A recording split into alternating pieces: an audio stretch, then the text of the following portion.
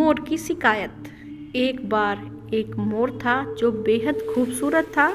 उसके पंख बेहद खूबसूरत थे। एक दिन खूब झमाझम बारिश हुई और मोर नाचने लगा। नाचते हुए वह अपनी खूबसूरती को निहार रहा था, पर अचानक उसका ध्यान उसकी आवाज़ पर गया, जो कि बेहद बेसुरा और कठोर था।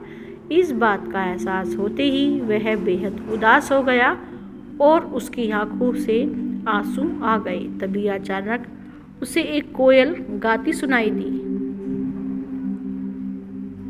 कोयल की मधुर आवाज़ सुनकर मोर को उसकी कमी एक बार फिर एहसास हुआ। वह सोचने लगा कि मैं भगवान ने इतना सुंदरता दी है, लेकिन बेसुरा क्यों बनाया। तभी एक देवी प्रकट हुई और उन्होंने मोर से पूछा, मोर तुम उदास क्यों हो। मोर ने देवी से अपनी कठोर आवाज़ के बारे में शिकायत की और उसने पूछा, कोयल की आवाज़ इतनी मीठी है पर मेरी क्यों नहीं, इसलिए मैं दुखी हूँ।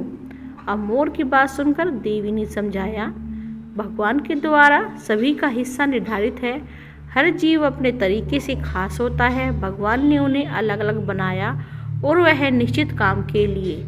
उन्होंने मोर को सुंदरता दी, शेर को ताकत दी, कोयल को मीठी आवाज़ दी।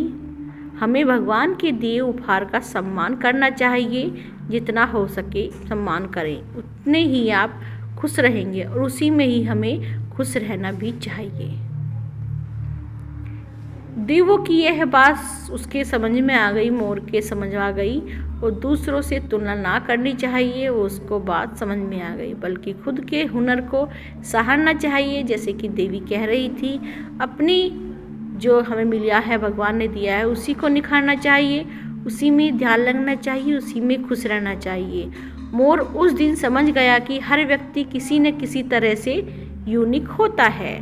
तो हमारी आज की सीख है, खुद को स्वीकार करना ही खुशी का पहला कदम है। जो कुछ भी उसके पास नहीं, उसके लिए दुखी होने की बजाय जो आपके पास है उसमें खुश रहें और उसको ही स्वीकार करें।